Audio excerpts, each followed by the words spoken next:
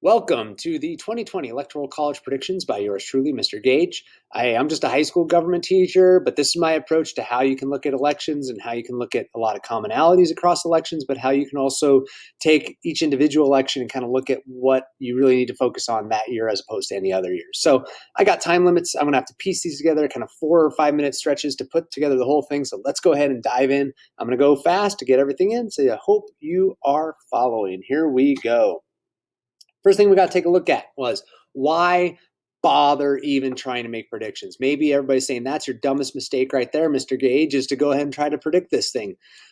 Why bother when 2016 was so far off? Well, we have to ask ourselves, was it really that far off? Here you can see that 538 are kind of considered to be our creme de la creme of tracking systems. Said, right before the election, 71% that Hillary was going to win, about 29% that Donald Trump should lose. That means that Hillary Clinton really should have been president of the United States according to what the data was saying at the time. Or is that true? Here's what we're looking at, okay? If Hillary Clinton had done 1% to 2% better across the board nationally, and what we're just saying is increasing that gap that you see down here to a, let's say, 51 or 52 instead of 48 down here to Donald Trump's 44, that makes a world of difference because you're talking about adding that 1% to 2% really in every state, because that's really kind of what we often see. And so she would have come out ahead almost at exactly the same electoral college count that Donald Trump had and would have taken the states that were crucial: Minnesota, Wisconsin, Minnesota, Pennsylvania, you name it. And in fact, the polls would have had her correctly called in 49 out of the 50 states that were being tracked. So what is the lesson from 2016? The lesson from 2016 was that we didn't have the number of polls that we have in the field this time.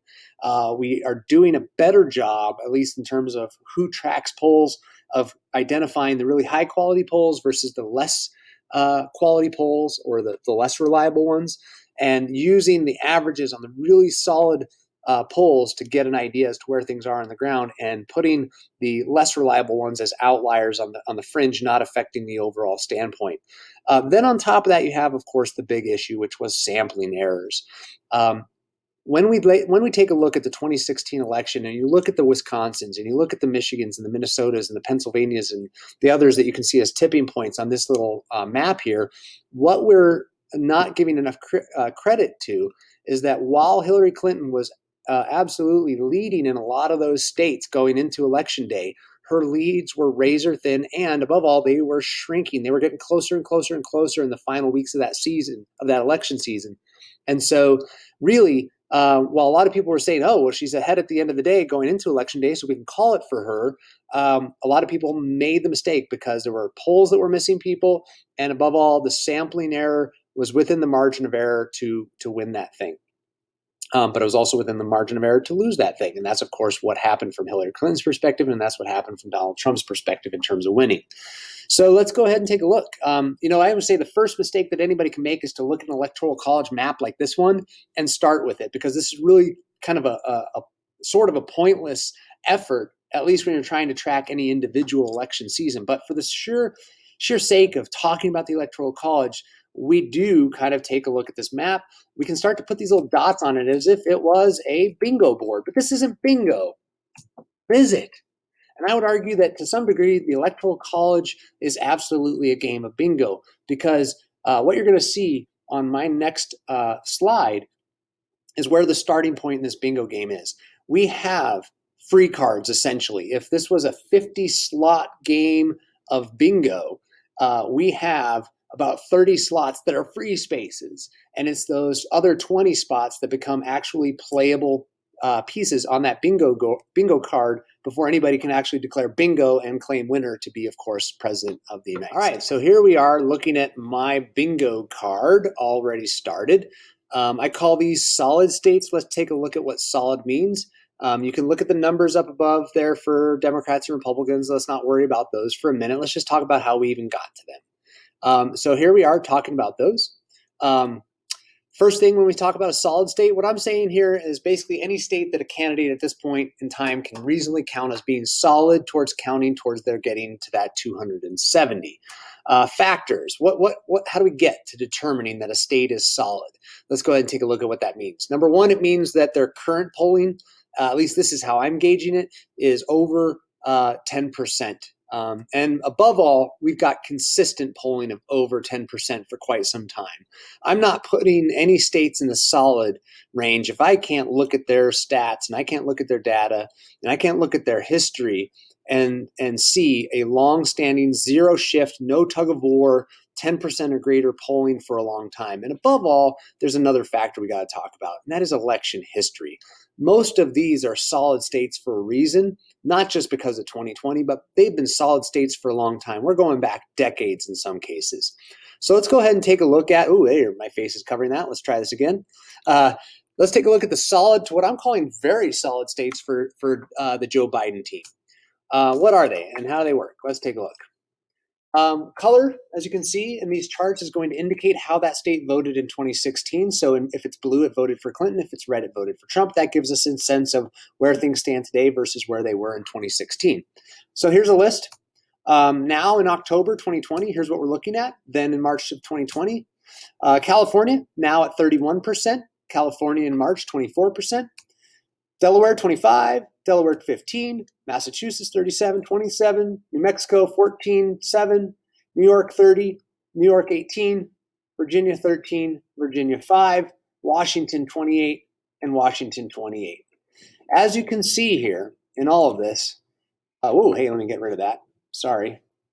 What we've got is, this is a sampling. This is not a 100% solid list. I don't have enough screen space on this, but more importantly, we don't have to look at every single one of these. What we need to look at is, how do we get to the consistent numbers that we're talking about? And let's take a look at that on the next screen here.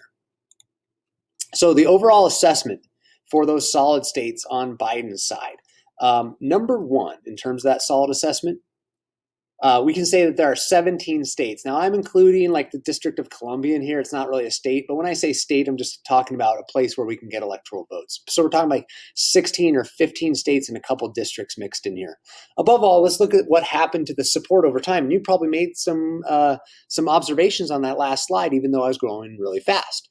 In March of 2020, the average polling of plus percentage in all of those 17 solid places was 15%. Now in October, that number has risen up to 24% on an average.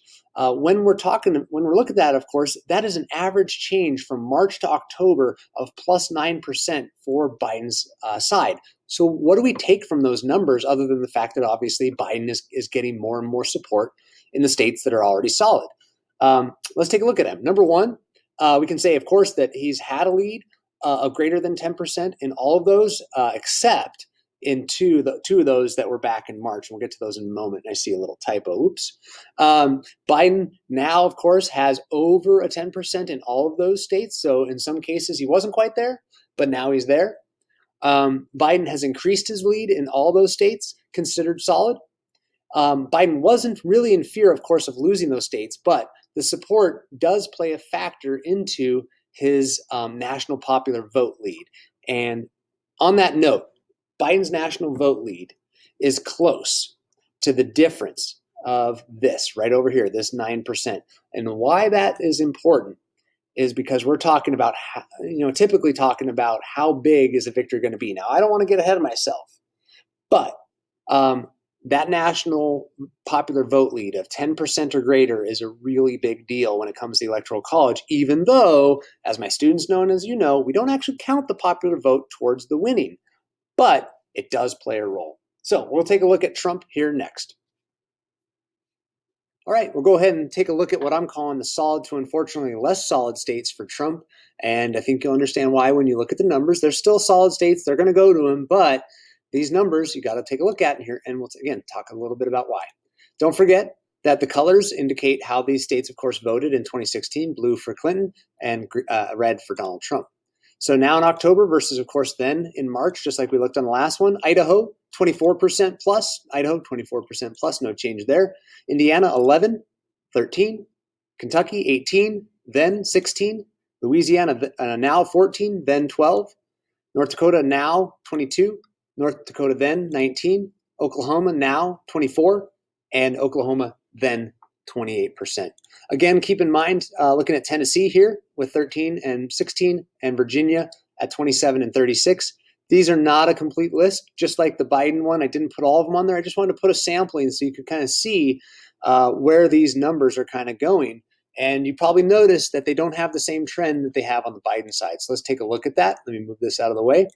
The number of solid states for Donald Trump, if we were to add them up, the number is about equal, especially when we're talking again about a district here or there. So we're looking at 15 solid states. These are states that I would absolutely say, yeah, we're going to count these into the Republican advantage in electoral college when it comes to election night. But look at what the average of support did. In these states, there was really high support. I think it's a higher starting support point than Biden. But more importantly, just look at where they are. And you'll see that the average support dipped by about 2% over time from March to October. If I'm the incumbent president, I don't like those numbers in states that I already won and that I traditionally should win. I don't think my support should be going down. I think my support should be going up. But what's most important are the takeaways. Number one, Trump has had a plus 10% or greater than 10% lead in all of these states. He still has over 10%. So these are absolutely solid. We're not going to take these away. These are not up for grabs. What we can say, of course, is that Trump wasn't in fear of losing any of these states, but the support does play a factor into the national popular vote deficit. Again, we don't count the popular vote, but as we talk about the Electoral College and as we talk about a widening gap in the popular vote, the two actually do start to converge. So we'll talk about that more as we go along.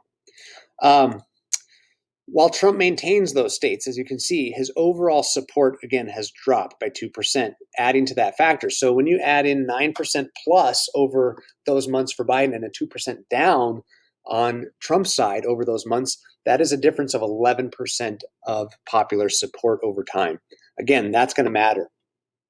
So you combine that, there you go. A dip anywhere between 8 to 11% or a change of anywhere of 8 to 11%, again, right within that margin of error between the two sides. So what are the final solid states takeaways between these two? Let's take a look at that next. Welcome. Let's go ahead and take a look at the final solid states takeaways. I know we kind of give individual takeaways, but let's dive a little bit deeper into the numbers here. Democrats basically have carried these states almost every election since 1984, 1988. So we have a strong history there of these states going towards the Democratic candidate. On top of that, why? Well, they've carried these states with 50% or more, usually into the 60% or more in the last 4 or 5 election cycles in terms of the popular vote in that state. So these are just without a doubters going to the Democrat, at least traditionally speaking.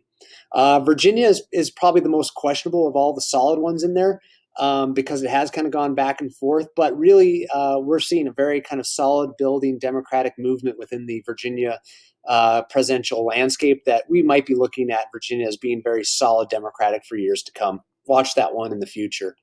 Washington, D.C., on the other end of the spectrum, you don't really have to watch. They're like close to 90% of the vote for the Democratic candidate almost every election year. It's an interesting situation. They're not a state. They're a federal district. They're a city as opposed to a large piece of land. So we got densely populated.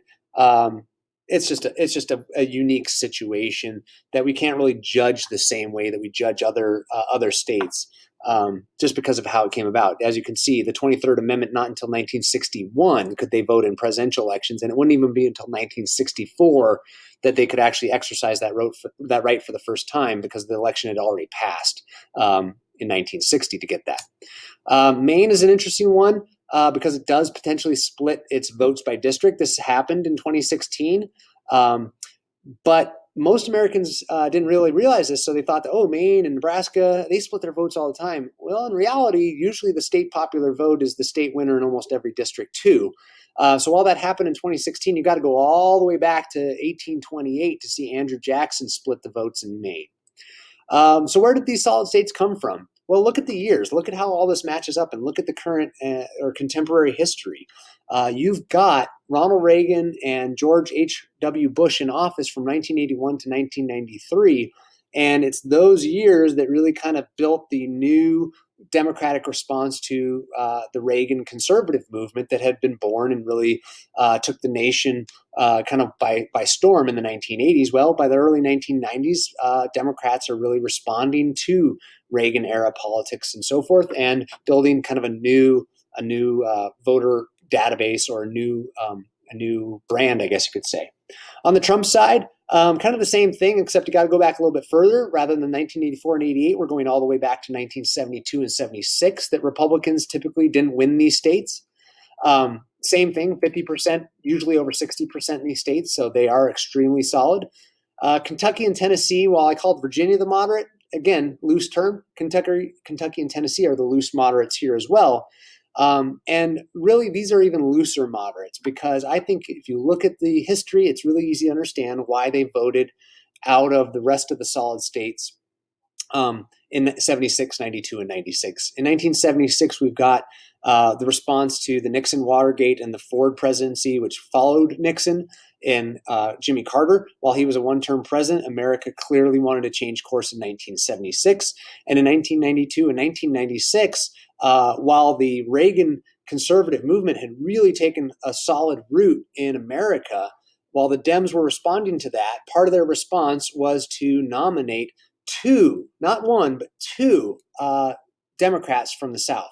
Of course, Bill Clinton got his own nomination as the presidential candidate, but you have him choosing another Southern Democrat in Al Gore from Tennessee as the standard bearers for the Democratic Party, really changing that landscape and trying to tell Americans that, hey, yeah, if you're from a red state, you can vote for a Democrat, just like Republicans try to do the same thing on their side. Hey, if you're from a Democratic state, you can vote for us.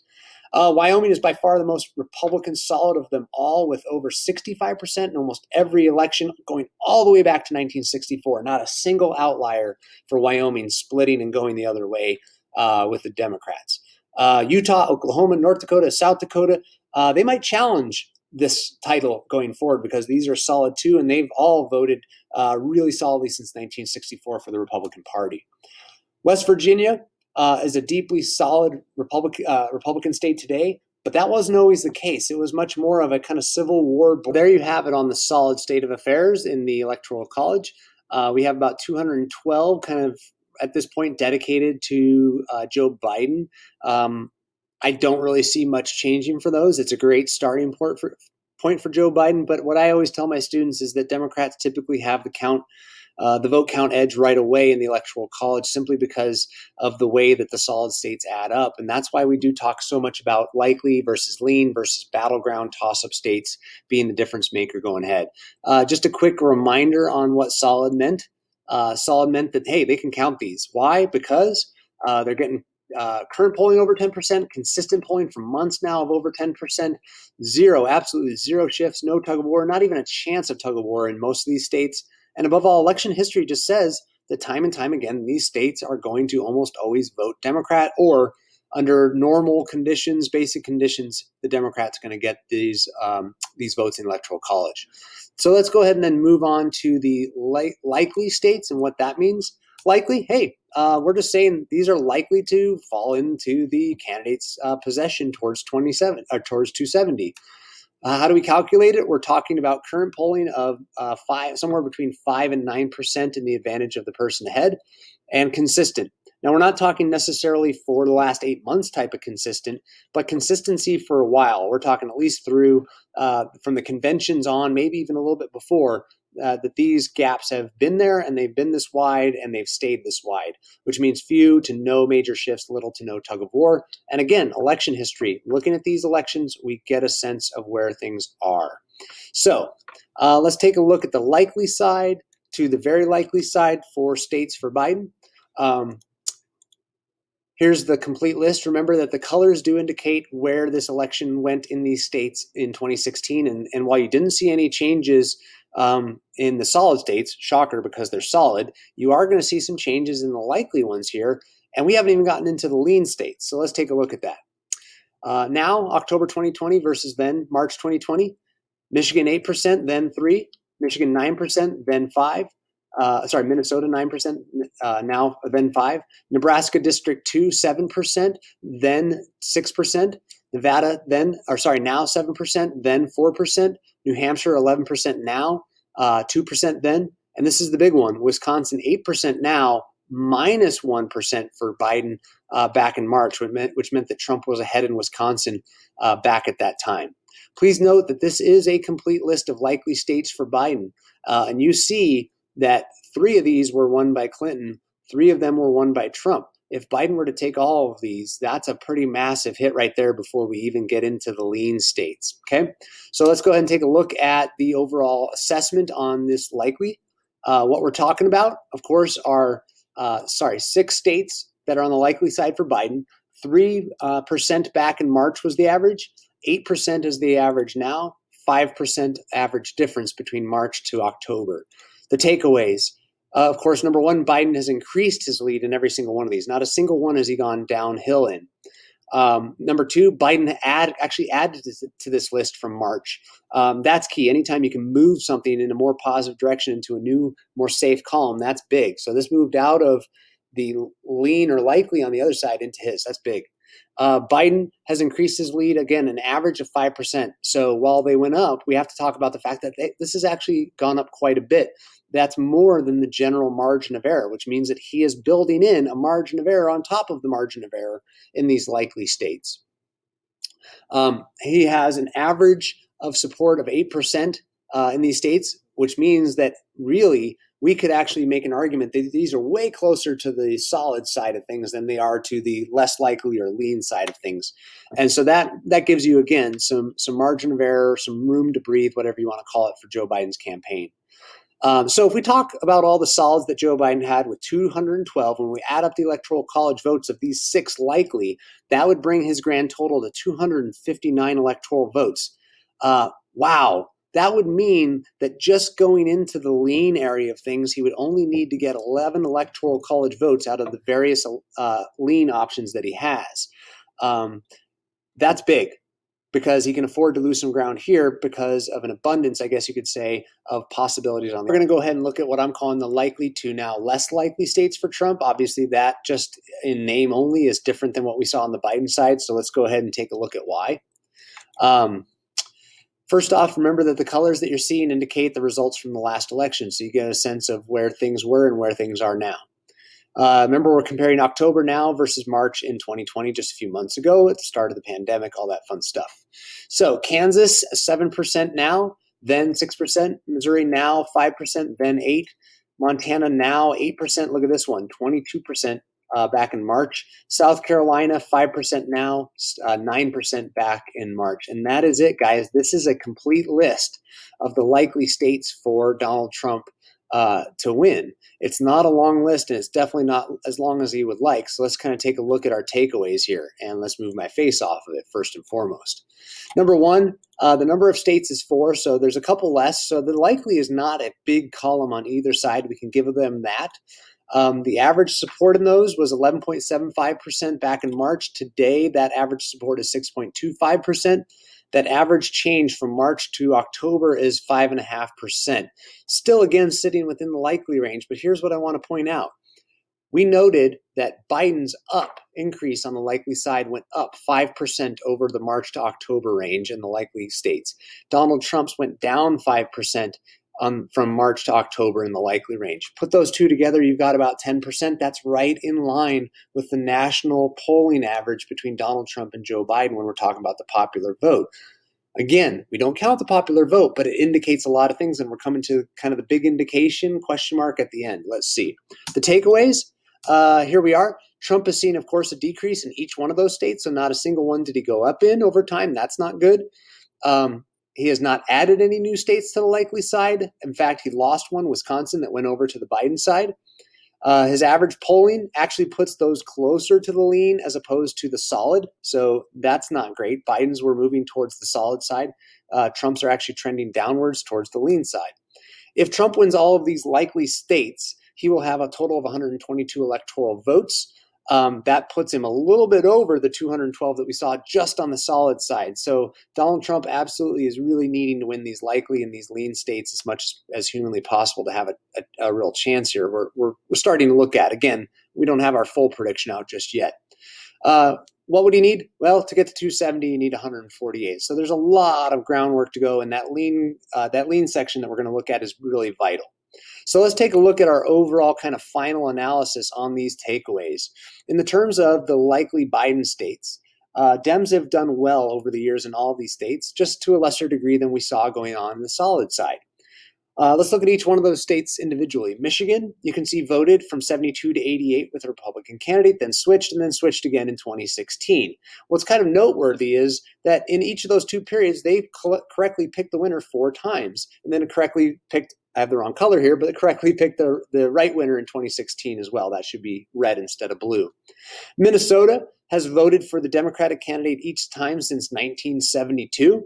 Again, voting for the eventual winner 6 of those times. So a pretty strong track record there of both voting for the Democrat and potentially voting for the winner. Nebraska, like Maine, is one of those that can potentially split its votes by state law. And you can see from 72 to 2016, that never happened, except for one time. And in 2008, Nebraska went from being 100% across the board red, like we saw from 72 to 2016. But in 2008, we saw that one little electoral college vote in district number 2 go to Obama. But really, typically when we're saying Nebraska, even though they split votes, we're talking about it usually a 100% factor going towards the Republican candidate in almost every situation. Nevada, real fast, has gone back and forth between voting for the Dems 5 times and Republicans 7 times over recent elections. But more notably, they're pretty good at correctly picking the winner, picking 10 out of those 12 races correctly. Usually people point to Ohio. Hey, maybe they should point to Nevada. New Hampshire is usually a pretty 50-50 state, right along that 50 on one side, 50 on the other. But it has kind of always leaned one way more than the other. From 72 to 2000, they leaned more likely on the Republican side, and from 2000 to 2016, more on the Democratic side. Which brings us to the final likely state takeaways for the likely Trump states. Remember, Republicans have done well over the years in all of these states as well, following similar trends as we saw in the solids, just again to a lesser degree. So the same kind of principle really applies on the Republican side that applied on the Democratic side for likely. So we only have a few states we can really look at, but let's see what kind of our history and polling kind of tells us there. Since 1968, Kansas has voted for the Republican candidate very regularly and often at over 60% of the time. Kansas, though, being likely is a surprise, really, or should be a surprise for Republicans, as is the expected, tighter than normal Senate race that we'll have to look at when we look into the Senate predictions here in a few minutes. So Kansas really shouldn't be in this column, traditionally speaking, but here it is in the likely column in 2016, and we'll have to see if this is an outlier year or if this is going to be kind of a regular thing for them. Missouri has consistently, just like Kansas, voted for Republicans, this time to a lesser degree. We're going to look at 2000 on as a regular, consistent model of recent years. From 1972 to 2000, though, they did correctly vote for the the winner every year. This is crazy. From every year, 6 Republicans, 3 Democrats over that span of time. So while they are now kind of traditionally on the Republican side, not always before, but when they were, kind of like Nevada, they were regularly getting it pretty right. So that's a pretty big deal to look at it that way. Montana, my home state, of course, has regularly voted for the Republican candidate for president since 1968. The big exception would be when Montana did vote blue for whatever reason back in 1992. But that was a big election year for Bill Clinton, kind of across the board. A big surprise victory, kind of like what we saw in 2016 to some degree, a surprise victory by a candidate at the beginning who nobody really expected to have much of a shot. So Montana, yeah, we went that way in 1992, but generally speaking, consistently a Republican candidate state for president, although we are seeing that the numbers are getting kind of closer and closer in recent years, where we used to be more on the kind of Wyoming or West Virginia side of things with a pretty big gap. Bringing us to South Carolina. South Carolina has, again, regularly voted for the Republican candidate for president since 1980. And often with over 55% of the vote there too. So a consistent one, solid some years, likely other years, maybe lean a couple times, but in that likely zone on a regular basis. So what does it all mean, or what should we look at? Just remember that the likely side of things means that the candidate can reasonably kind of count this as very likely to go towards their total of 270.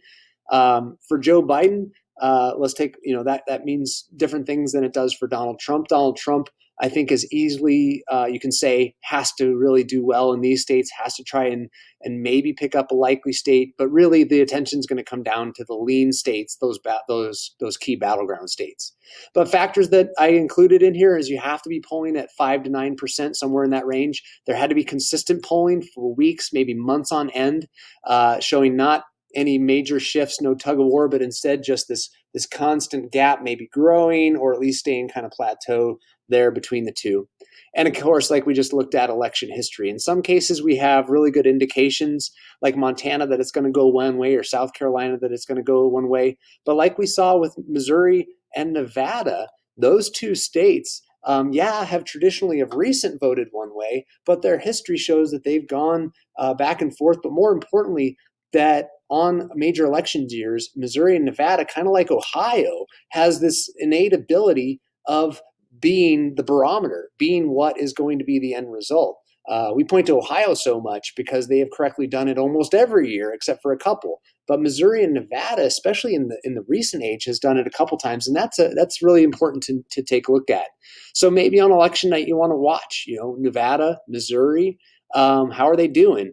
And if we have a really good indication that those are easy victories for either side, then I think we might get a pretty good indication of how solid this election is really going to be able to kind of predict or feel like we have an idea where it's going to be, either at the end of election night or the next morning when we wake up to see how some of those vote counts are still going.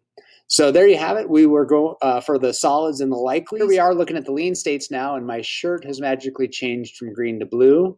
Oh, nope, just a different day. Moving on. What does lean mean? Lean means that, of course, they're leaning in one direction, but boy, they're pretty much an up for grabs kind of state right now. So you see a lot of blue on the map there. Question is, how strong is that blue? How strong is that red as well? Factors in terms of calling them lean. First and foremost, I say they got to be polling right now under 5%.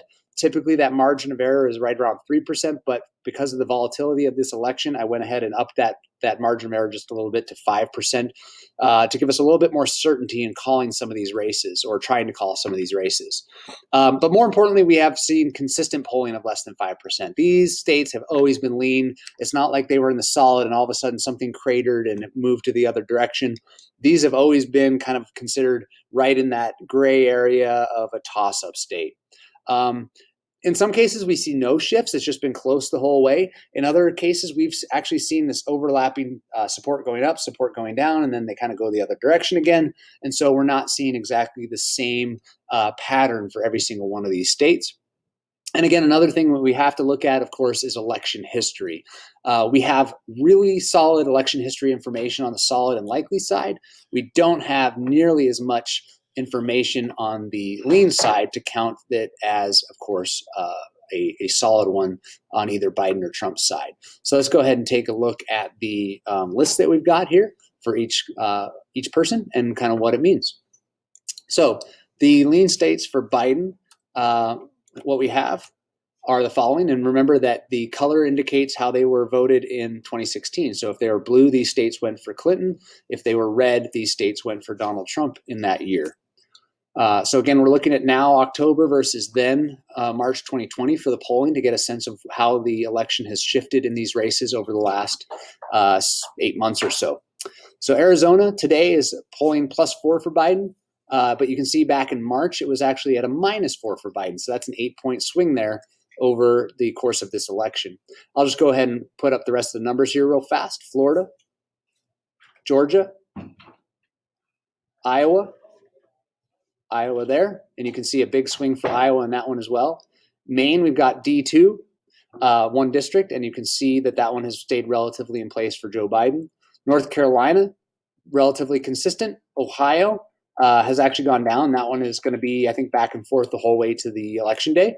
And Pennsylvania currently around a +7 or so. And back in March, of course, that was closer at a 2.5. And you might wonder, why don't I put it in the likely side? Because really it's been mostly in the lean side forever. And so even though it's moving to the likely side, I've got to keep it in that lean side. Please note this is a complete list of lean states for Biden, so we're not just showing you a sampling here. Take the overall numbers and what does it mean?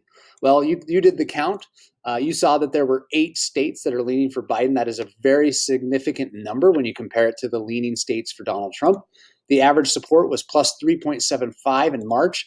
That has gone down to the average support in October being 3%. But here's the really kind of tricky one. The overall average change in these races is about plus 3%, right within that margin of error. And if you're wondering why these numbers kind of look weird, like how can we have a plus 3 average if the average is roughly the same between now and then, you have to remember this is an average. We had a couple really key big swing states in that last one. Arizona, for example, swung 8 points. That alone is enough to make that average look very similar to the averages between March and October. So what are our big takeaways really fast? All of these states, again, voted for Donald Trump in 2016. So he's on the defense right now in every single one of these states that he has won. Biden was doing really well back in March in 5 of these states. But today, of course, he is polling ahead or basically dead even in all of them. Biden's average, again, right within the margin of error in these states. The strongest leaning states that we're looking at, Pennsylvania, Florida, Arizona, North Carolina. The weakest leaning states that we're looking at, Georgia, Iowa, Maine, District 2, and of course, moving on to the lean states for Donald Trump, this is what we've got in that area. You can see again that the color indication shows how they voted in 2016. Looking back again, October versus March, just like we have in all of our other numbers. We have Alaska right now at plus 4%. We also have Texas right now at right around 1.5% in favor of Donald Trump. Alaska, not a lot of change there since March. Texas, some change there. It's actually gotten a lot closer, and we've seen Biden actually take a quick lead or a short lead a few times here and there. But by and large, Texas has largely stayed leaning in Donald Trump's favor. This is a complete list. It's not nearly as long as the other one. And again, that puts Donald Trump a little bit behind the 8 ball in this election to try and find all those votes around the country that he needs in our electoral college system to get to 270. So let's talk about the takeaways. What does all this mean? I mean, we have some good information on Biden's lean. What do these couple states mean for Donald Trump's lean when you kind of connect it to those? So first and foremost, of course, just 2 states on the leaning side. The average back in March was 3.5% plus for Donald Trump. Today, that has gone down about 1. So we see that, about 0.75%. So right around 1. But it is a negative net gain, and that's not a good thing when you're in lean states that you are absolutely needing of. You don't want to see losses. You want to see gains. Biden had gains on his side. Donald Trump has had negatives on his side, losses on his side. So takeaways. Now, again, all of these voted for Donald Trump in 2016, and Texas is a huge one. Of course, he has to have that one. It makes it really hard anywhere else to get what he needs. Trump's average, just like Biden's in the leaning, is right within the typical margin of error of plus or minus 3%. But remember that I'm actually kind of doing this a little bit more conservatively, and I put mine at plus 5% as our margin of error. So it'll be interesting to see what effect that has in our outcomes. What we can say, of course, is that if we had done this back in March, Donald Trump's lean column would be a lot bigger. His likely column probably was bigger. So that's not great. He's lost Arizona since March. He's lost Georgia since March, Iowa, Wisconsin. It keeps going on. States briefly in the lean column, but later lost were Maine, the District 2 there. Ohio as well was briefly in the lean, but has lost. In fact, right now, if you were really to look at the polling, you would see that Donald Trump has Ohio back on the lean column, but it's at like 0.6%. So that one is literally basically a dead heat. So what are our takeaways overall on all this? Let's take a look at this as quick as we can. In terms of the lean Biden states, what do we learn? Number one, Dems have done well in all of these, similar trends, but maybe to a lesser degree, kind of like what we saw in other areas. Arizona, you can see, has voted for the Republican candidate every year since 1972, except for 1996 being the exception when they voted for Bill Clinton. So is Arizona truly a toss-up state, truly a leaning state for Biden, or is it one that the margin of error is going to work out in the favor of Donald Trump in the end? We'll have to see. Keep in mind, though, that this one has been trending towards toss-up territory in the last few election cycles, and that's something you have to remember. We can't just say, oh, Republicans or Democrats have won this state so many years in a row. We have to look at how they've won those states, and are they increasing those wins, or are those wins getting a lot closer? Florida, another fun one. If you teach government, you always talk about Florida, especially in the year 2000. This one has gone back and forth since 1972, a lot more than I even remembered when I started to look at the data and the information. But what we can say is that it has been right in every election during that time except for in 1992. So 11 races in there, Florida got it right, kind of like how we talk about Ohio. So while we may not know how Florida is going to ultimately vote, what we want to watch is, does Florida get it right again? Georgia, from 72 to 92, you can see they're voted split. 3 Republican candidates, 3 Democratic candidates got the state vote. But from 1996 to 2016, Republicans have won that state every single time in the Electoral College. What's interesting is Georgia is basically now a toss-up state, or at least it is this year. We're going to watch this one going forward. Will it return to a solid kind of Republican place, or is it going to be that shifting demographic that we've seen in other places, making once non-competitive states very competitive for Democrats? Iowa, since 1972, has split their votes, but it has been right 9 out of those 12 times. Continuing on with the Biden lean states, let's take a look at what's going on there. Maine, this is not an entire state, although the rest of the state is pretty solid for Joe Biden. So we're now talking about a single district. Remember that Maine, like Nebraska, does split up their votes. And the time that they did that recently was, of course, in 2016, when it broke from the rest of the state to back the Republican candidate and Donald Trump. But it's mostly been a kind of toss-up district, usually going to the Democratic candidate since 1992. In 1828, this was the only other time that Maine has split its electoral college votes. So while we talk about this in a government class, that Maine and Nebraska split up their votes, the reality is it doesn't rarely happen. States typically tend to vote one way or the other, even when you break it down district by district in a lot of cases, especially in these smaller states. North Carolina, since 1972, you can see there has mostly voted Republican, only 2 Democrats from that time on. However, what we can say, just like with Florida and kind of like Ohio, these are good bellwether states to get a good sense of where the election is going. North Carolina, while it maybe has been very strongly Republican for most of its history, or most of its current modern history, it has actually chosen the electoral college, the electoral college, the presidential winner in 9 out of the 12 elections since 1972. Ohio, we have to talk about. Ohio has accurately voted for the presidential winner in every election since 1964. The last time they didn't get it right was in 1960, when John F. Kennedy, of course, won the presidency versus Nixon. And in fact, we actually can go back even further to 1896 and see that Ohio has only missed the election twice, 1944 and, of course, 1960, which we just mentioned. Generally, Ohio is not just one that's a bellwether, but it's really close bellwether. It is like 2 lines that are really, really close all the way through. There might be a little bit of overlapping and some flip-flopping, but really it's close to that 1% difference almost the entire way. Pennsylvania is getting a lot of discussion this time. It has largely voted, as you can see, both ways. Democrats 7 times, Republicans 5 times since 1972. However, let's dig into those numbers. Since 1992, it has really voted strongly on the Democratic side, and the only time it didn't was in 2016 when Donald Trump was able to surprisingly win that state. And so we'll have to see, of course, will he continue to hold that state in 2016, or is it going to maybe trend back to where it traditionally has gone?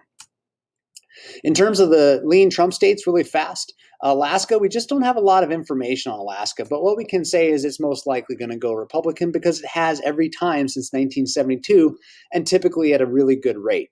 So why is it close? Limited information, not a lot of polling, and that might be that Alaska's just not really up for grabs, so why are people going in there and doing a lot of information on what is likely to be the case? Now, there is a close Alaska Senate race in there, so we'll have to see what happens and if that's playing a role to why Alaska is overall close in the presidential side. Looking at Texas, Texas has voted for the Republican candidate in every election since 1980. Most of the time, that's been with 60% or more of the vote. However, we've been watching Texas in recent years trend closer and closer and closer to that likely or leaning side, and closer to the sense that we're now talking low 50s for Republican wins as opposed to 60% or more, which it might have been 40 years ago. Brings us to the fact that a lot of people call Texas purple. We've seen increases in the Latino population, and we've also seen various California exoduses over the time from specifically from California to the state of Texas for a lot of reasons, largely economic. And I can tell you, I got family that did that exact same thing themselves. So it is a real thing. So it's less and less Republican, and it's really starting to move into what we might call a perpetual leaning state in presidential elections. We will have to see exactly what that means. So just a quick recap on what leaning means and how it applies to these states on the screen there, just so we're all clear before we move on and look at our big predictions. Remember that lean simply means that they can lean on expecting that this is actually going to go in their favor to get to 270, but leaning is really close. It's under 5% currently. It's been consistently under 5% for months. We've seen very few shifts, but we have seen some shifts in some cases. More than anything, it's just been super close the whole way. And of course, we do have some interesting election history in there. Above all, the fact that we know that regardless of which way some states vote, we know that they actually tend to vote pretty regularly for the eventual winner. So we can look at what's going on in places like Ohio or Florida or Pennsylvania or North Carolina was one of those where we can actually see what is likely going to happen in the election coming up. So if we were to assume all of those solids and all of those likelies and all of those leans right now, that percentage tells us exactly which way it's going to go. We would be looking at 375 to Joe Biden to 163 for Donald Trump. This would be what we would absolutely call a landslide victory when one is reaching 400 electoral votes and the other isn't even eclipsing 200 electoral votes. But we can't necessarily, of course, assume that. It looks like a pretty done deal, right? Not so fast. Remember, these little things in there called sampling errors or margin of error. We have to look at those. And we have to, especially this year with all the voting concerns and having to deal with COVID and restrictions and guidelines and you name it, long lines, early voting, absentee voting, ballot, mail-in ballots, the controversies around that. That's why I increased personally my margin of error from around 3% to 5% to give us that 2% difference that we saw at the very beginning when we said if Hillary Clinton had done 1 or 2% better, then we would have a different outcome. So that's why I added those couple percentages in there to give us this margin of error a little bit wider and hopefully feel like we're more solid in some of our outcomes. So let's assume that those likely and those leans don't clearly hold up or go 100% for Biden or 100% for Donald Trump. That takes us back to starting at that solid state position in terms of what we're looking at. So the big question is, which one of these states is up for grab? We've got Michigan, Minnesota, Nebraska District 2, Nevada, New Hampshire, Kansas, Missouri, Montana, yay, Montana, South Carolina, Arizona, Florida, Georgia, Iowa, Maine District 2, North Carolina, Ohio, Pennsylvania, Alaska, Texas, and Wisconsin. That is a lot of states to watch on election day, which means, again, that while things are leaning one way, this election is, in some regards, very much up in the air. The question is, how much? So, prediction time. This is the big one that I've been working towards for months, trying to figure it out. This is our starting point, 212. Not a completely out of the water, but a really good starting point. 94, not really where you want to start with for solids, but there's a lot of ground in those likely and those leaning. So let's see what happens. Excuse me. Where'd my arrow, where'd my cursor go? There it is. Let's go to the interactive chart and break down the likely and lean states and see exactly where we end up. And rather than just kind of putting it up on the screen and talking about it, I'm going to physically fill in the gaps on this one and show you how I think this election is going to play out as we go to election night and we fill in these these brown toss-up states that we're kind of calling in this picture. So here we go to the interactive. So here we are at the interactive chart. We're going to go ahead and add these states one by one as I see them showing up for either Trump or Biden when all is said and done in this particular election. We're going to go ahead and turn to the incumbent, the president right now, seeking his second seeking his reelection campaign, his reelection victory. We'll go ahead and start with, I think, what are the probably easier ones to go ahead. And I'm just going to get the obvious one for me right out of the way, which is Montana. While Montana is at about 8% and is not nearly as strong as it was once in March for Donald Trump, I would say Montana, looking at our history here, looking at the fact that it's 8%, it's not going to go to Joe Biden. It's going to go to Donald Trump. So that's 3 more in his column, bringing it up to 97. Same thing is basically true with Kansas. We're going to go ahead and put them in there. Same thing is going to be true with Missouri as well. While all of these are a lot closer than they may have been in recent years, I think these are all pretty solid Republican states that we can count off. Our next one actually that we should include in there is Alaska. Alaska should absolutely be considered in there, even though it's a lean or likely. That's more about the information. We're going to go ahead and kind of trust election history, trust kind of the trends that we see in those few states. So that brings us to really the hardest ones. I'm going to go ahead and start with, I think, the least hardest, and that is South Carolina. And we're going to go ahead and put that into the Donald Trump column. That one I see getting a lot closer. We're going to see a really interesting outcome, I think, with the Lindsey Graham case. Even if he wins, it's going to be close. So I think everything down in South Carolina is trending closer to the middle, but is still definitely leaning solid enough. And history is solid enough in recent history going to the Republicans in that state. Which brings us to kind of really the tough ones. I'm going to go ahead and start with Maine District 2, and I'm actually going to give that one to Donald Trump. I think this is a rare case where history repeats itself, even though it rarely does in terms of district splitting in states that allow for it. So that's one more in District 2. That brings us down to Texas, Ohio, Iowa, Georgia, and Florida. Georgia has been trending close and is going to be really close in those Senate races. But I think Georgia, while it is moving in a different direction, we're going to have to watch it in its future. I just don't see it going to the Democrats in this particular election cycle. So there's 16 more for Donald Trump. The next kind of hardest one, I think, is Iowa.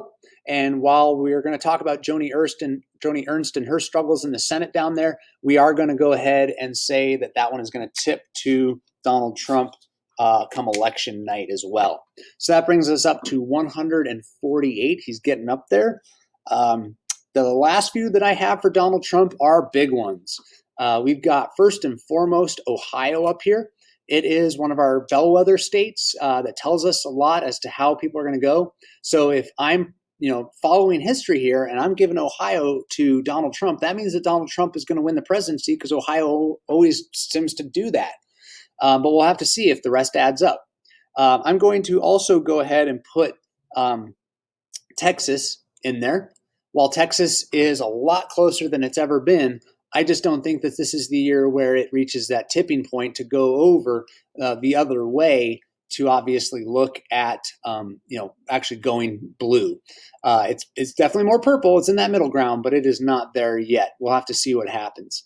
The last one I'm going to go ahead and give to is another famous kind of bellwether state in elections. We saw it be the deciding factor in 2000, and we know that it has a track history of being a predictor. So that is Florida.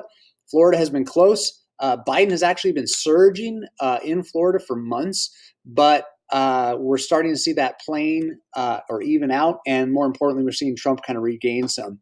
So because of the volatility, the back and forth in Florida, the back and forth in Ohio, the back and forth in Texas, or the getting closer in Texas, I'm going to lean on the side of history in these and say that history is going to hold up, and these states are definitely going to go in that direction. Now we're going to go ahead and move on to the rest of the states that I have on my list. Okay, so this is the point where I give you a spoiler. That's it. That's as far as I get for Donald Trump in this election, 233 electoral votes. The rest are going to go to Joe Biden, so let me just kind of explain those as we go, although I've kind of made some points along the way. Let's focus on kind of the easier ones, I guess you could say. And really, there's only a couple really easy ones in here. Nevada is, I think, one of the easier ones. Between the polling information, between recent history, the influx of the Latino population, which tends to go more Democratic in Nevada, then I think that's absolutely why you can put Nevada in that range. Polling, above all, has been really strong there. The other one that's really pretty easy to predict is New Hampshire, which is kind of interesting because New Hampshire can kind of go back and forth. It has an interesting history there, but the polling information is really strong for both Joe Biden and the Democrat running for the Senate in that particular election, or in that particular state as well.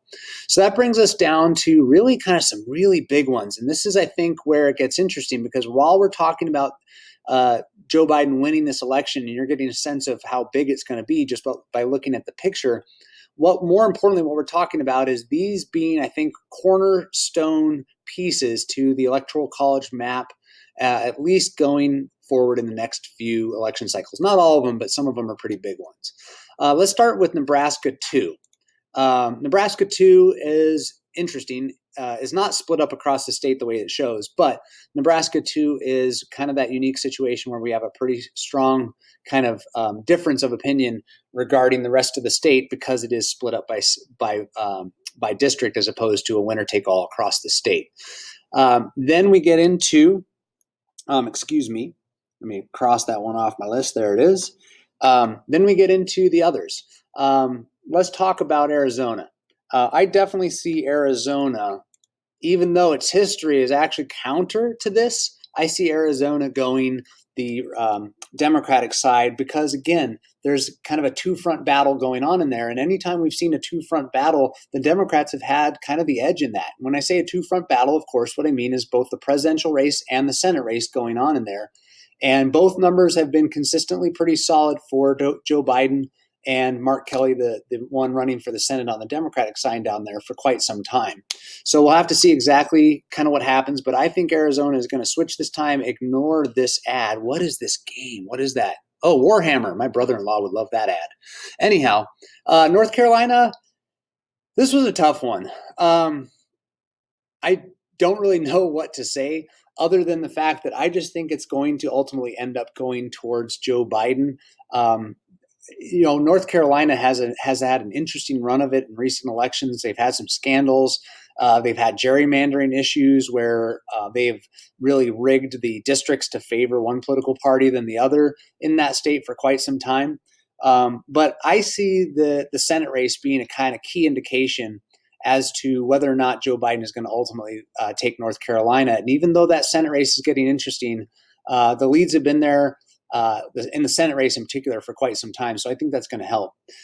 Pennsylvania, I'm going to go ahead and put in there. I think this is probably the safest of the bunch because of the polling information is really strong in terms of Biden's favor, although we've seen it kind of ebb and flow a little bit. It just happens to be kind of pretty wide running up into the election area in that likely side rather than the lean side. So I'm going to give Biden the benefit of the doubt and say he takes home what he calls his kind of adopted home state of Pennsylvania, having been born right, or having served in Delaware right across the state lines.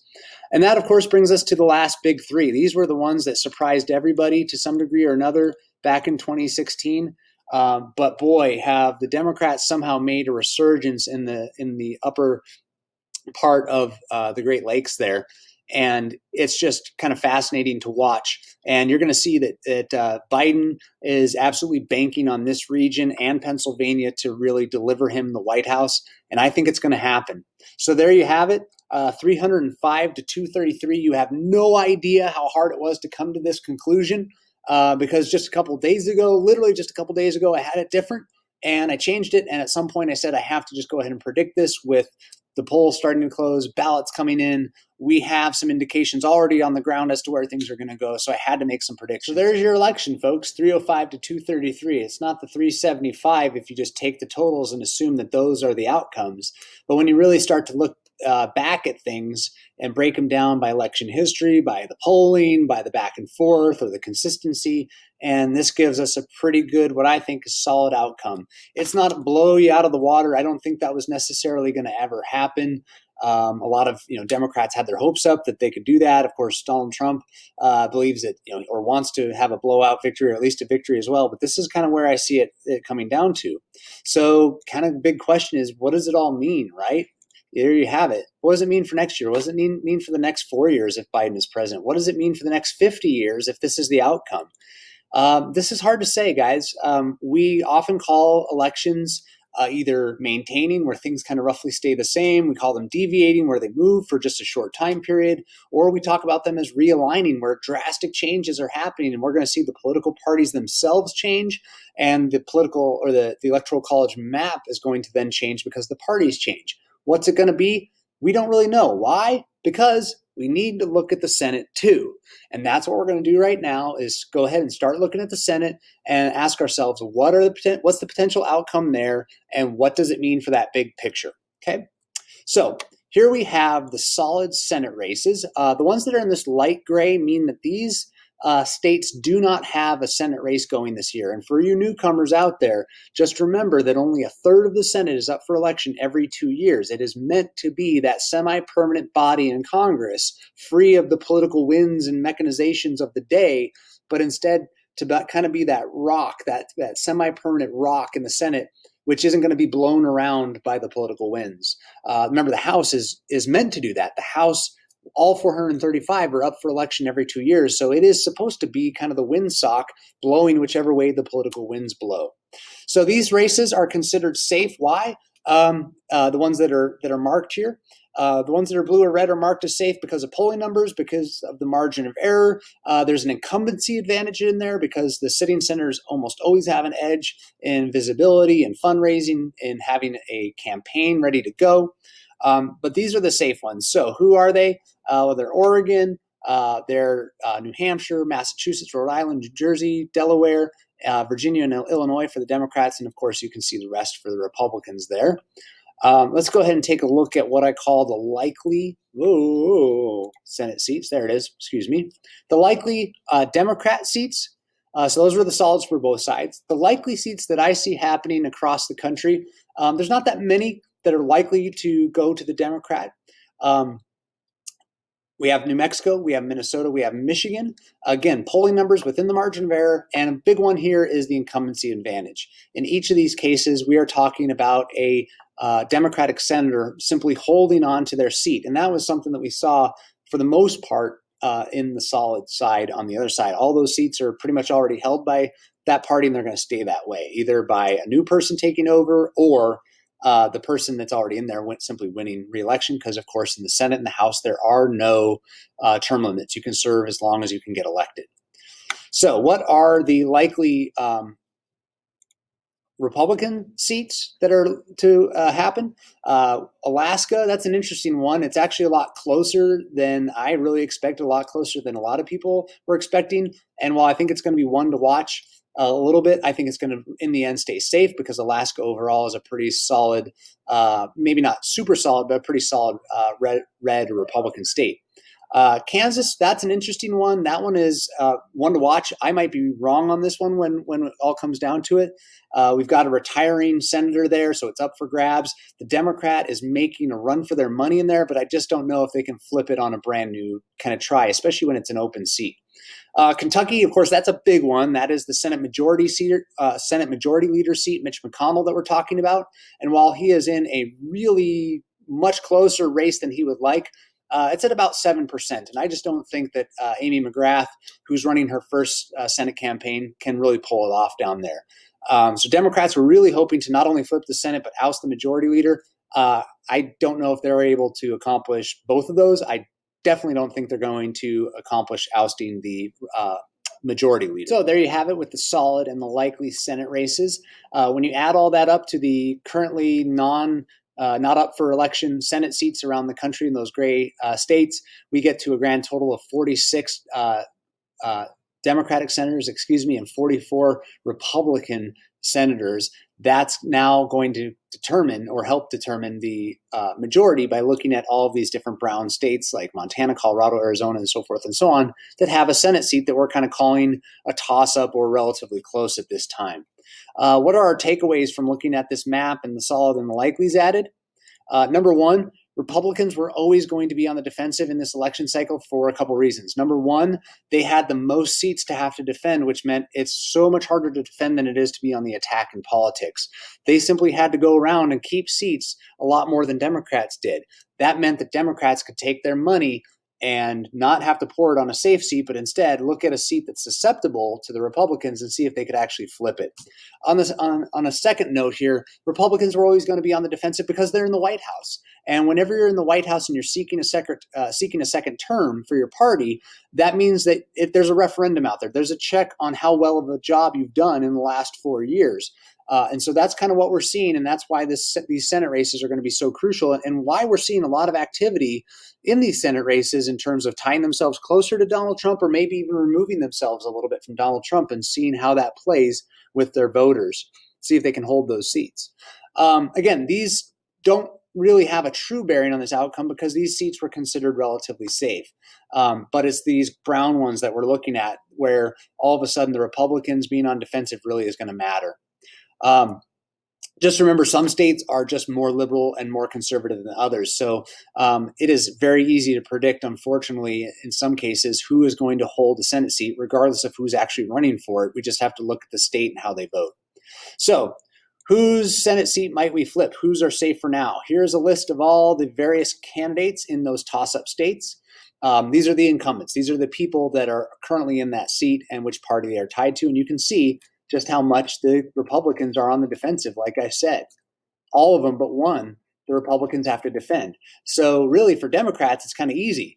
Looking at Doug Jones, do you really fight for Doug Jones in that one Senate seat? Or do you maybe concede it, thinking that you might be able to do a job in a whole slew of these others and make up for that loss? Let's take a look at these potential scenarios on the next screen. So to control the Senate or not control the Senate, the old Shakespearean question, here we go. If Democrats win the White House, here are the different scenarios. Again, these assume that Democrats win those solid and those likelies that I already noted, and we're just talking about the toss-ups now. So Democrats, they could hold Alabama and flip 3 additional Republican seats. What does that mean?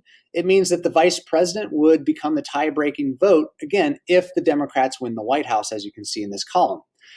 Democrats could lose Alabama, that Doug Jones seat, and flip 4 additional Republican seats, and they would be in the same position because they sacrificed Alabama and picked up another one in its place. We still have a tiebreaker needed by the vice president. So if they win the White House, how do they control the majority outright? Well, they could flip 4 seats and hold Alabama. My guess is what's most likely going to happen if they want to win the majority outright, they're going to lose Alabama. And in this case, the Democrats need to flip 5 or more seats to win the Senate outright. What's more likely than the other? We'll have to see. What happens if the Republicans win? What if Donald Trump wins? What are the scenarios there? How would the Democrats get that House or get that House of Congress? Again, these are assuming that Democrats win all the solid but lose one likely Senate race, as previously noted. Again, odds are that Michigan is the most likely Dem seat to possibly go to Republicans. So we're going to kind of add that assumption in there. They again only lose 1 under these. So Democrats hold Alabama. They flip 4 additional seats. In this case, the Senate would be a 50-50 split. The Republicans in the White House give the Republicans a tiebreaker with Mike Pence as the VP. Democrats could lose Alabama, flip 5 additional seats. Again, the Senate would be a 50-50 split, and the Republicans, if they're in the White House, would still break that tie with Mike Pence. So, Democrats, you lose the White House, you can lose Alabama. If you want the majority, you're going to have to flip 6 or more additional seats. That would give the Democrats the Senate regardless. So again, there you have the solids and the likelies, 46 Democrats, 44 Republicans. The rest is going to come down to who has the Senate majority out of these following races. Those are all the toss-ups there in brown. Let's go ahead and take a look at the individual races in these states and the interactive chart, and let's see how the math adds up in the end. I'm going to move myself way over here because I got some people coming up. Let's go ahead and take a look at Doug Jones. There's Doug out of Alabama. Doug was polling pretty poor in July, minus 8%, and unfortunately his polling got worse, down to minus 15% in this month of October. Why? Well, number one, there's some limited polling information in Alabama, but more importantly, it's the other factors. What you have to remember is that Doug Jones got this seat in a very special way. He won a contested election against what was a weak Republican candidate in Roy Moore. that was after, of course, Attorney Jeff Sessions left to be Donald Trump's Attorney General in the White House. And so we saw this opening there, and there was this really heated contest, and Roy Moore ended up winning the primary, but that didn't sit well with a lot of Republican voters, and it did not sit well with a lot of other voters in Alabama. So they chose Doug Jones.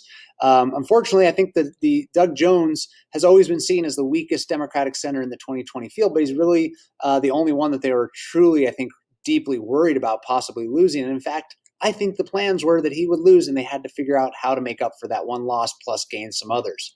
So in a nutshell, bye-bye, Doug. It was fun.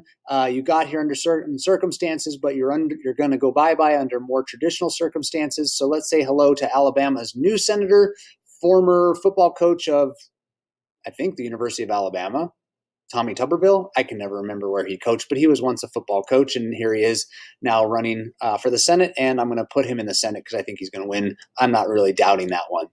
Here's Martha McSally. She is a senator from Arizona. In July, she was polling at -5%. In October, based on the polling we have, about -6%.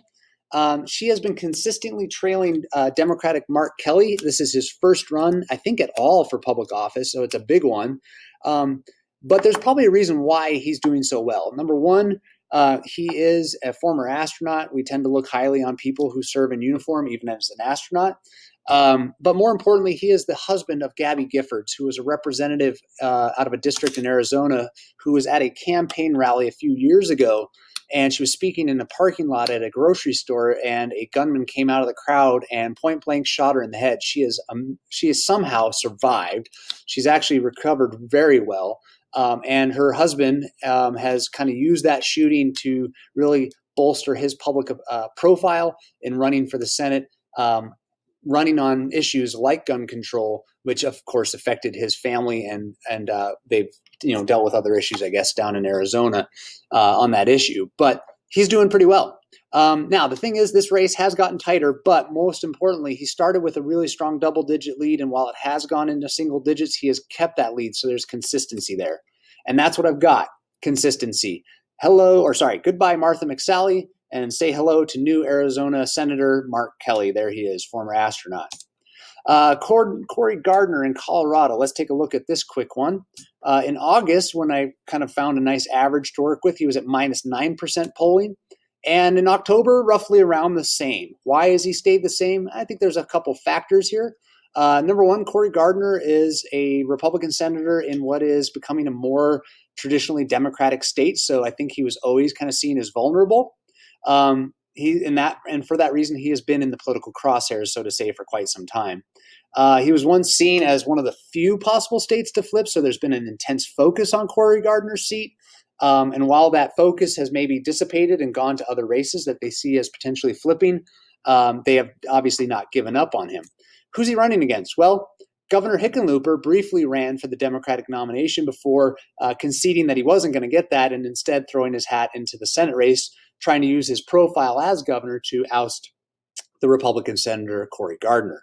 Hickenlooper seems to be pretty safe to unseat Gardner due to that consistent polling and the fact that Gardner's seat has simply been vulnerable for quite some time. So say goodbye to Cory Gardner and say hello to new Senator and former Governor Hickenlooper out of Colorado. So we're going to move on to the state of Georgia right now, which has two Senate races going on because of some special circumstances down there. One of them not normally being scheduled, but is up for election right now, and that is this one, currently held by Senator Kelly Loeffler.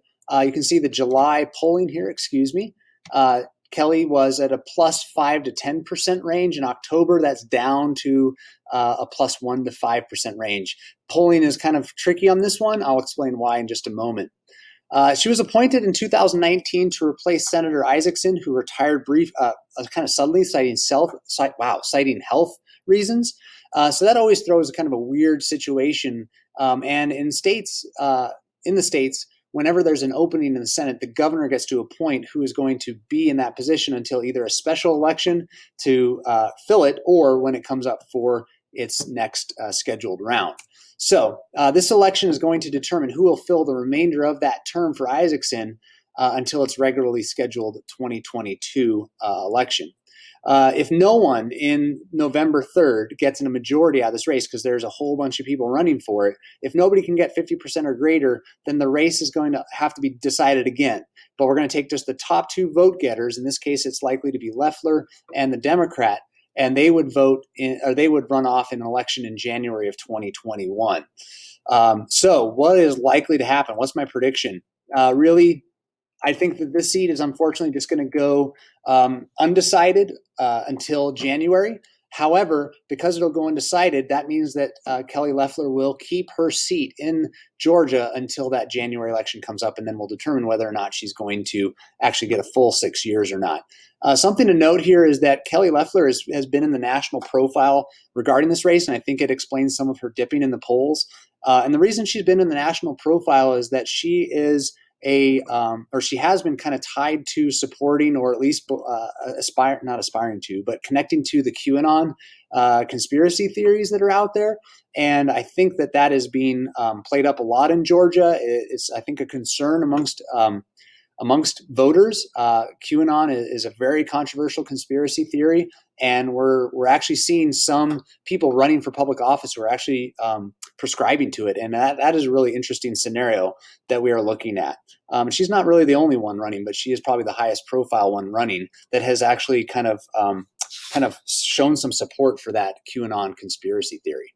The other race in Georgia is David Perdue. So he is a true sitting senator, meaning he did win an election to get there. His polling numbers, +5 in July, anywhere from -4 to +2 right now. Kind of depends on the poll you're looking at, and I tried to find an average the best I could, and I kind of found this range. He won his seat back in 2014, so this is his first term.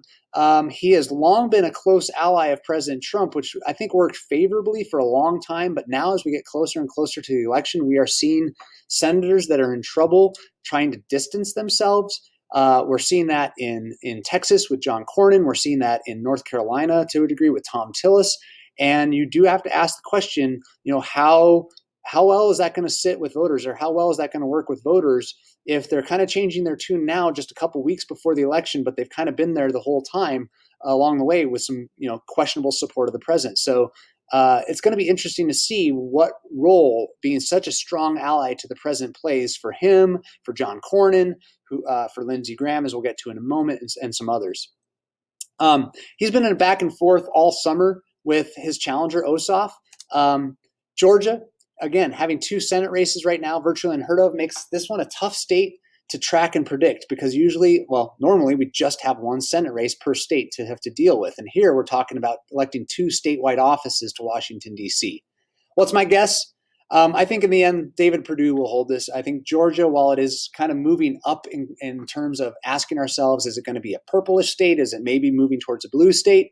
I think for now you have to go with kind of the margin of error leaning towards the consistency that we've seen in the past, which has been traditionally more Republican in the state of Georgia. So David Perdue is going to keep his seat, even though I think it's probably going to be a lot closer than he would have liked. Leaving the state of Georgia, we're going to now move to the heart of the country, the heartland, and we're going to look at Iowa. And Joni Ernst has been kind of and is kind of in the fight for her political career down there, at least her political career in the Senate. So let's kind of take a look at that information here real fast. -2% back in July, kind of average. So she has been in an uphill climb or an uphill battle to defend that Senate seat from the beginning of the summer. In October, that polling information has largely gone downhill by just a couple degrees. But these are rough numbers, and we don't have necessarily the most easy averages to figure out there. So take those a little bit with a grain of salt, and you look at them and you can see that they are clearly really close or within the margin of error in both of those numbers. So why? Well, Joni Ernst has been an increasingly vulnerable senator for a while now.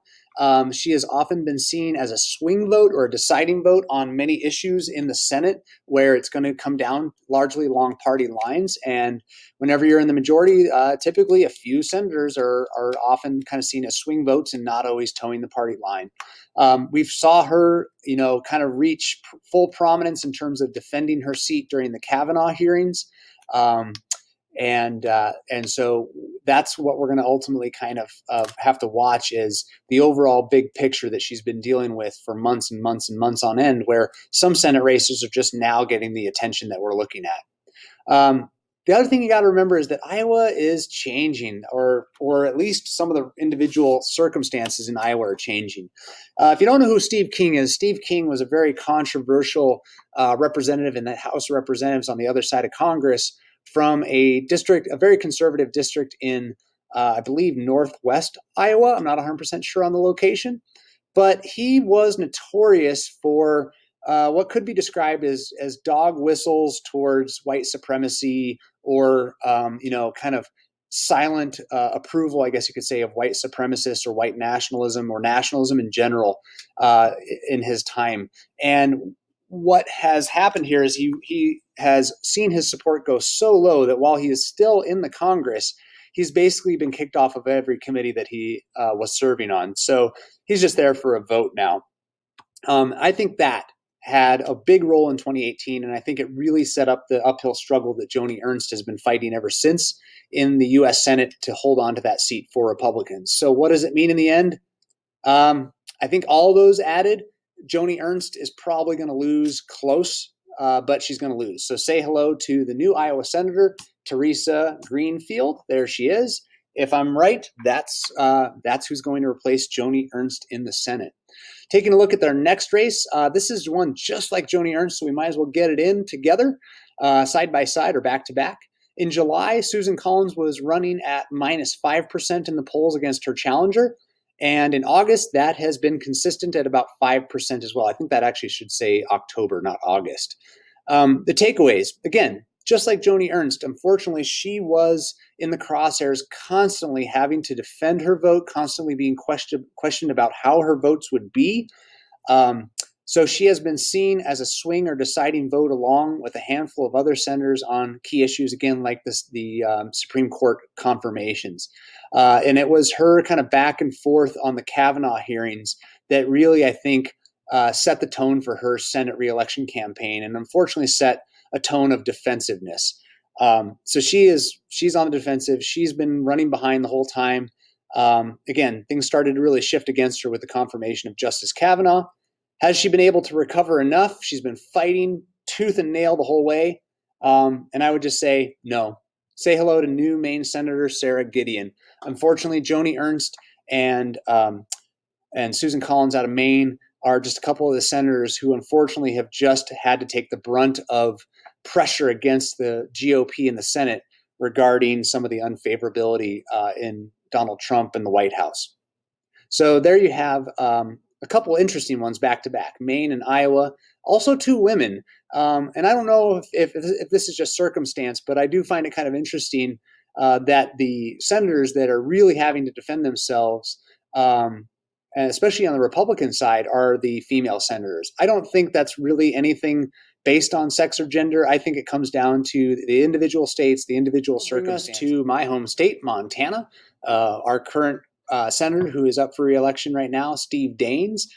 In the last election, our other senator, John Tester, was up for re-election and did win that, which is always kind of an interesting one because right now we have a Democrat senator and we also have a Republican senator. So we'll have to see what happens coming out of this race. Looking at the information back in July, we had some information showing Steve Daines up by about 2% in the polls. In October, it's roughly the same. These are really kind of hard numbers because we just don't have a lot of polling information coming out of Montana. But he is facing a tough challenge. And the reason he's facing a tough challenge is he is going up against Steve Bullock, who is a term-limited governor here in our state and has been largely popular in what is traditionally a red state on the national scale when we're talking about national elections. Bullock, you might remember if you followed all this, previously ran for the Democratic nomination early in the primaries, but he dropped out pretty early when he just really couldn't gain any traction. He had staked this kind of hope that he would go to Iowa in the caucuses, that very first state, and that his message coming out of Montana was very similar to the messages in Iowa, and he really thought that was going to catapult him onto the full national scale. When it didn't, Democrats from all over the country, but especially in Montana, came rushing to Steve Bullock and said, please, please, please run for the Senate because they saw him as the best chance to unseat Senator Daines. And they were absolutely right on that. I don't know that anybody else could have run against Steve Daines right now and necessarily had a good shot to win. So it was definitely, the mechanizations, I guess you could say, of politics bringing Steve Bullock into the Senate race. As much as he says his heart was really in it to do it, I think it was largely a matter of political party and seeing an opportunity that they had to try and take. So polling is limited and sparse in Montana. This is a pretty hard race to call. I'm going to go out on a limb here and say that Daines is going to hold on for a second term. The reason for that is, especially in the state of Montana, looking at our Senate races, I wanted to see Bullock in a clear lead in order to say that he's going to flip this seat. I think Montana tends to lean conservative. I think most people would agree to that. So if the race overall has leaned more to the conservative side, even if Bullock had been within the margin of error and up by, let's say, 1 or 2%, I probably would have given it to Daines. I just think he needed to run a bigger campaign, and the fact that Bullock never really got a commanding lead, at least as far as we truly know, I think that really kind of sunk his chances from really effectively trying to unseat Daines. This is a hard one, though. I could be absolutely wrong on it because for the longest time, Democrats saw this as one of their absolute best case scenarios. And yet over the course of many months, the attitude has changed and Montana is a lot less needed in the overall grand scheme of things when we're looking at other seats that can potentially. Moving on to North Carolina, this is an interesting one that I've been tracking for a long time. North Carolina is just kind of an interesting place. They've actually been downgraded at times from a healthy democracy to a less than healthy democracy due to gerrymandering efforts by their state legislature. Just a whole slew of really interesting stuff in North Carolina over time. And it has been one of those kind of toss-up states or leaning toss-up states in the presidential election for a few years now. So we just look at it more. But let's look at what's going on with Thom Tillis down in North Carolina and his Senate race. Back in July, he was already down minus 2%, and in October, that average is roughly around minus 6%. And while you might think, hey, Thom Tillis is dead in the water for his Senate seat right now, all I would say is pump the brakes a little bit on that because we got to look at the full picture. Number one, of course, Tillis has been on the defensive now for months. There's very few polls that have actually shown him in any kind of a lead for months now. Cal Cunningham, his competitor, his challenger, has actually had a much bigger lead than that plus 6% on his side for most of that time, but it has been getting closer in just the last 2 weeks. Why? Cal Cunningham got caught up in an affair scandal late into the election. We don't really know to the extent of his affair, but it was confirmed or it was made public that he was sending sexual texts with another person who was, of course, not his spouse. It's interesting to see how this is going to play. It obviously has brought the race closer together in North Carolina than what it was, although you might wonder if that was related to the scandal at all. I think it was related to a degree. However, I just don't know how sex scandals even play in American politics right now. We have a president in the White House who was accused on the campaign trail and since in the White House. More accusations have come across, and we're into the, I think, 20s of accusations for inappropriate sexual behavior on behalf of the president. And of course, he's not the only one who's ever been caught up in a scandal. This once upon a time would have absolutely killed somebody at the polls, but I just don't know what correlation that's going to have. It's going to hurt Cal Cunningham. Will it will it make up the difference for months and months of a disadvantage for Thom Tillis? I don't think so. I don't think it's enough of a scandal. I think Thom Tillis is unfortunately kind of too little too late for Thom Tillis, this scandal. So here comes Cal Cunningham. Boy, if he wins, he's got 6 years. He's got to really repair his image because I think you can be sure, even with the kind of changing attitudes or changing relationship, I guess you could say, with scandals in American politics, it's still going to be always there as a skeleton in his closet, not even a real skeleton because it's already out there. So we'll have to see what happens, but I think you're going to see Cal Cunningham going to squeak this one out when, of course, it looked like, I thought, a given for quite some time up until just recent weeks. Moving on to our very last potential flip seat. This one was not on the radar for a long time, but conditions have really kind of changed things. Looking at the polling, and you can see I've already got my information up there, what happened. Polling information in July, Lindsey Graham was up +4. It's roughly around the same right now, but the polls are kind of all over the place. What we do know, of course, is that Graham was running up to 2016 a harsh, harsh critic of Donald Trump, said he was completely unfit for office and so many other things. But in the last 4 years has become one of the closest allies, and I guess you could say friends of the president in the Senate. Will it cost him? That's a good question. It's really close, but I just think, unfortunately, it's too little too late for Harrison. South Carolina is still a pretty conservative state. It is Lindsey Graham's seat is typically a very conservative seat. He's held it for a long time himself. That in and of itself is a hard thing to overcome. I think Harrison's time is in the future. I just don't think that he necessarily has enough to pull it off right now. But again, a lot of things can happen in 2 weeks' time. But I think this one is, I don't want to say safely in Senator Graham's seat, but I think he's going to be able to hold on to it, kind of wipe his brow, and reassess things afterwards and say, boy, what are the next 6 years to look like? And, what am I going to do? What am I going to have to do in the next go around? So let's go ahead and move to the prediction time. And we're going to go ahead and move to the live map and add these in. And if you did the map, you already figured it out. But I'm going to go ahead and show you what the math is in those individual races right now. Okay, so we're back to the 46 versus 44, Democrats versus Republicans in terms of the solid and the likelies. Let's go ahead and change the colors on all these races that we just talked about and look at the final map and where it lands up in terms of control of the Senate after this election. Let's go ahead and take care of the ones that I just don't see changing at all. We're going to go ahead and give South Carolina back. We're going to keep that in Lindsey Graham's seat, or we're going to keep Lindsey Graham in that seat. We're also going to move over to Georgia, and we're going to give that regularly scheduled seat for Perdue. We're going to keep him there. We're going to go up to Montana, and we're going to keep Senator Steve Daines in the Senate for the Republicans as well. We go down to Alabama, and Doug Jones is going to lose that seat, and that is going to put Republicans up to 48, which brings us to the rest of our Senate seats. We're going to leave Georgia kind of as a toss-up open until what I think is going to be that January election. I would be shocked if that is settled in this November 3rd elections. But remember, she technically keeps that seat until January as well. You might remember we said that Mark Kelly is going to go ahead and flip the seat in Arizona. Governor Hickenlooper is going to flip the seat in Colorado. Tom Tillis is going to lose his seat to Cal Cunningham in North Carolina. Joni Ernst is going to lose her seat in Iowa to Greenfield. And Susan Collins is going to lose her seat up there to Gideon. So in the end, boy, Democrats, I have it just squeaking out at 51 to 48. What that means is, look down here. The vice president gets to remain a toss-up because he's not going to be needed, or they're not going to be needed, depending upon who it is.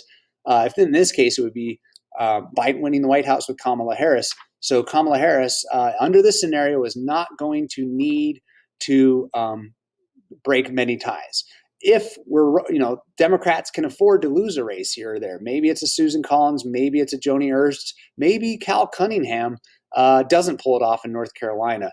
I think the Democrats have a little bit of room for error here because I see them winning the White House. I also see them winning the Senate. It's either going to be a 50-50 tie and they'll use the vice president to split, or I think they're going to win outright and have that 51 to 48 advantage. Notice that Democrats do have two independents over here that caucus with them. That is consistent. That is Angus King out of Maine, I believe, and of course Bernie Sanders out of Vermont. But they have, for a long time now, worked with the Democrats, even though they do not affiliate with a specific political party. So there you have it. In the end, I see this as Joe Biden winning the election 305 to 233. And in the end, I think Democrats will have 51 to 49 up until January. After January, it could stay 51 to 49, or it might be 52 to 48. We'll have to see. But you have now what we call unified government. You have the House, which is going to stay in control, by the way.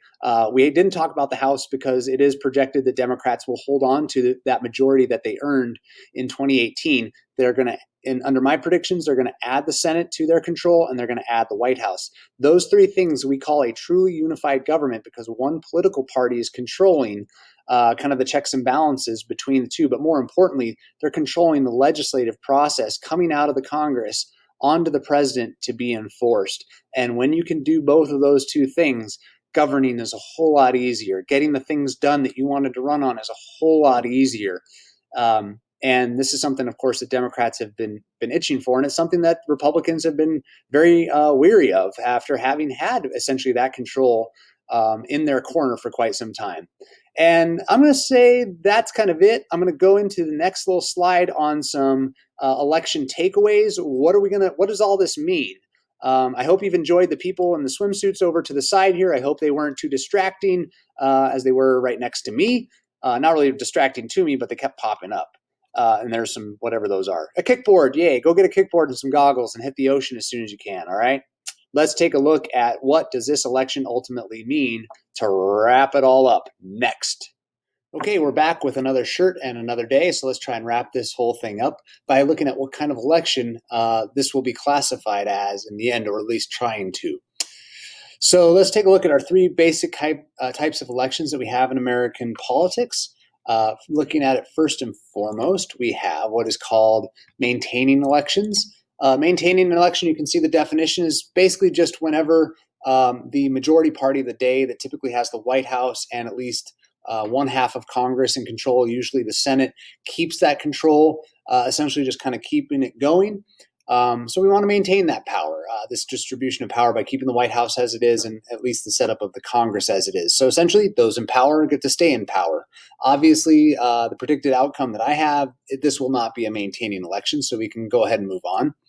But we will look at some examples of all these here real fast as well. A deviating election is our second type of election that we typically run into. You can see the definition there. This is typically when the minority party wins just the White House, and it's usually out of short-term consequences or short-term forces in terms of the political landscape. So the meaning here, people they basically say we need a change in leadership, but we don't really want to upset the total balance of power, the total distribution of power in the rest of the government. We're going to go ahead and kind of keep that as is. So then, of course, comes the big one. This is usually where we see seismic shifts both in American history and politics, referred to as realigning or critical elections. Critical or realigning elections where we see pretty much a total flip-flop of who's in power, but more importantly, we see a change in party identification, who identifies to that party, and we also see a change in what that party stands for, which is why new people tend to identify for that party than they did before. So you can see the social and the political fabric is changing in such a way that, again, people's associations politically, their behaviors, how they vote, who they attach themselves to, is reshaping both the political parties themselves, but also, of course, kind of the social and political fabric of America altogether. So examples of realigning elections, let's go ahead and look at the big ones. Of course, 1932 is usually the first realigning election or critical election that people point to. It's, of course, the one right after the stock market crash in 1929. Herbert Hoover's kind of laissez-faire approach to the depression and joblessness and so forth and so on really provided a huge move for FDR, of course, and the Democrats to take over pretty much the entirety of the government and go from there. You'll have to excuse the music in the background. Kids are just getting let out right now as I finish up my videos on my prep period here. 1828 is another famous realigning election. This one came 4 years after Andrew Jackson was denied the presidency in what he called the corrupt bargain presidential campaign of 1824, where Henry Clay and John Quincy Adams basically made a deal to deprive Jackson of what seemed to be his election to win, both in the popular vote and the electoral vote.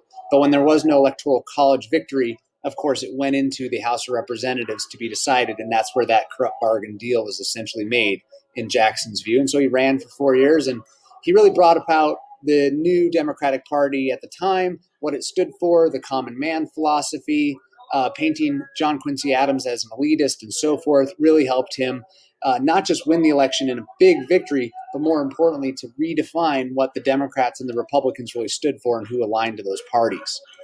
1860, of course, would really be the other major realigning election that we would really look at in American history. And of course, this is Abraham Lincoln and the Republicans' rise to power.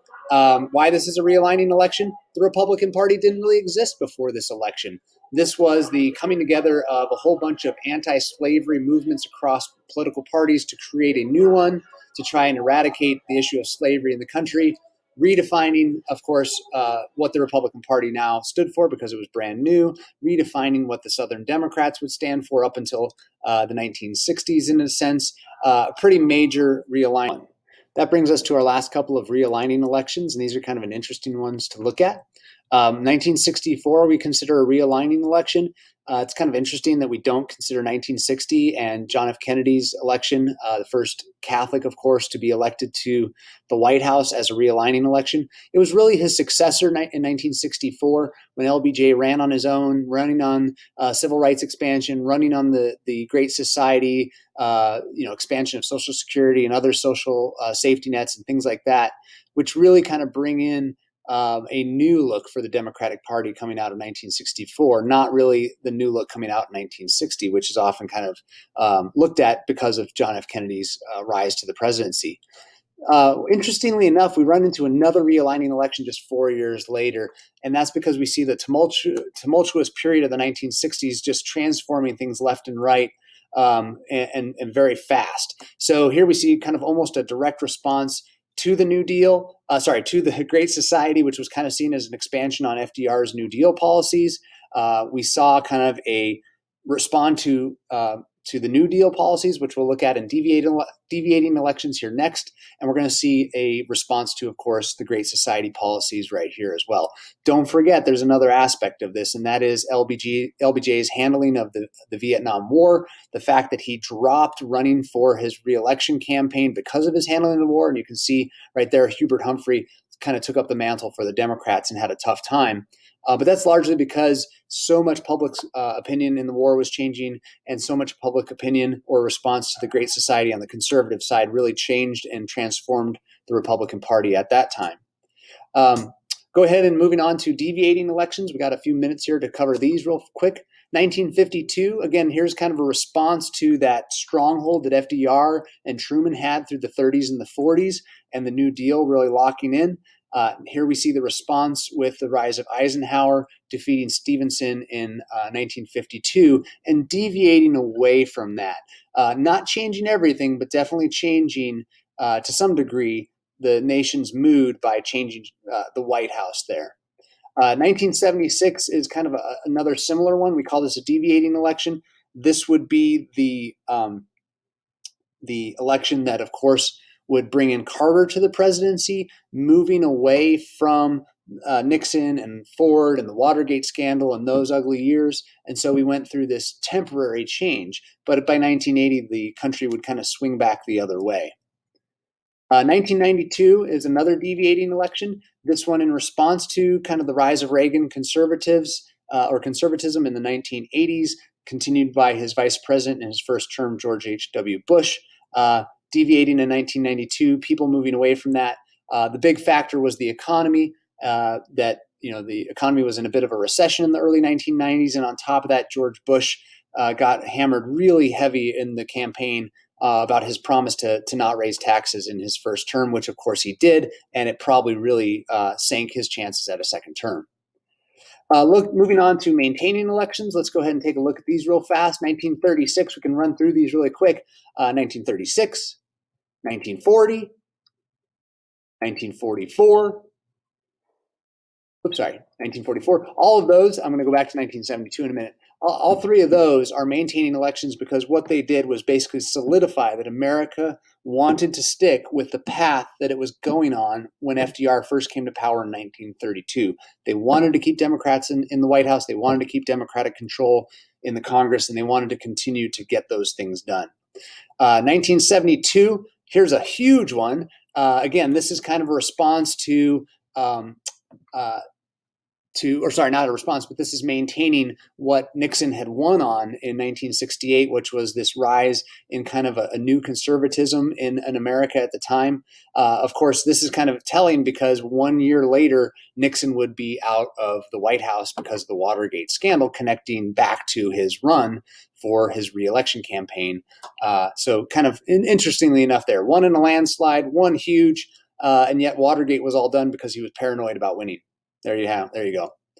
1980, a maintaining election. This is an interesting one. People want to call it a realigning election, but this is a maintaining one because they had already kind of come to power in 1976. They just kind of solidified their power and what it meant in 1980. We'll go ahead now and finish up on our maintaining elections with Reagan's re-election in 1984. No shock that this is a maintaining election when literally the only state that he did not get was the one for his competitor, Walter Mondale, that being, of course, of Minnesota right there in blue. But that maintaining election spills over into another maintaining election in 1988. His vice president, running on his own, wins the election. You can see not nearly the stronghold that they had before under Reagan in 80 and 84, but this is definitely a maintaining election because they're going to keep control of the White House and are going to generally keep control of what they've got going in Congress at the same time.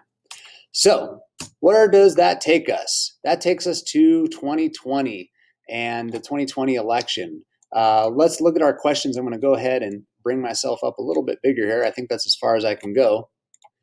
What kind of questions do we need to ask? Number one, does the Electoral College matter vote in terms of determining the type of election? Typically speaking, when people do look at the Electoral College map, they make the mistake of looking at how big of the victory is and determining whether or not it's a critical election or not. And of course, the biggest mistake they make is seeing that it is a big victory and assuming that it's got to be a realigning one. As you can see, big victories can be deviating, big victories can also be maintaining, or they could, of course, be realigning like we saw in certain instances. Can we classify the election now, or do we need to wait a few more election cycles to determine the type of election? Generally speaking, we need to wait because it's too hard to assess things in the short term. But of course, as we saw in 1964, we classified that as a realigning election, but we also classified the next one as a realigning election. Could we classify those that way at that time? I guess you'd have to go back. I wasn't alive, but my guess is doubtful that they fully classified those as realigning elections in either case until we could look at it from a more historical context. So if we're going to try to assume, and I'm going to try to kind of predict what type of election this will be, what we have to remember is that we need some time on our side to actually do the evaluation of that prediction. Okay, so keep that in mind when I make my prediction as to what type of election this is. We're talking about this was what it will be assessed as down the road, not necessarily right now. What role do the Senate races play in determining what type of election this will be? Obviously, this is a big one because no matter who wins the White House, who controls the Senate is going to determine what the next White House gets to do. If Donald Trump remains in power, but the Senate is taken over by the Democrats, Donald Trump is going to have a much harder time doing the things that he wanted to do. And he already had a tough time sometimes running into even a friendly Senate that didn't want to necessarily advance some of his ideas or some of his goals.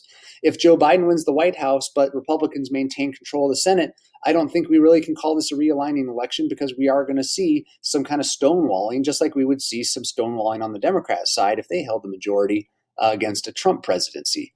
So the Senate is absolutely going to be key. If Biden and the Democrats win the White House and the Senate, well, we can start to talk about a realigning election. But if we have that split government, there's no way we can talk about it.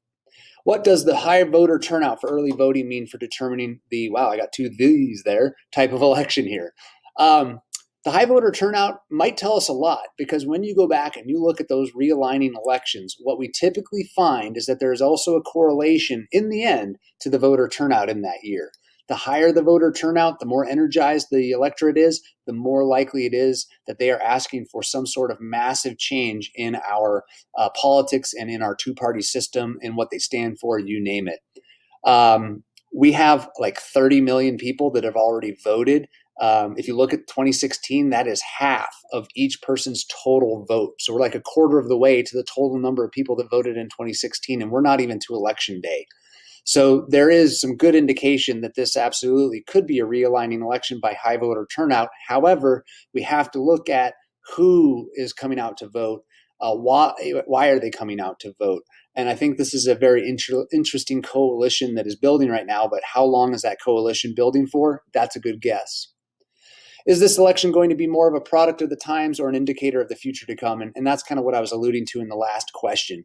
I think that this election, in the end, is going to be more of a product of the time as opposed to an indicator of some massive shifts for the future.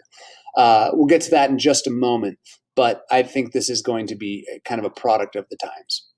Does it have to be one of those types of elections at all? No, it doesn't. And in fact, I don't think it's going to be.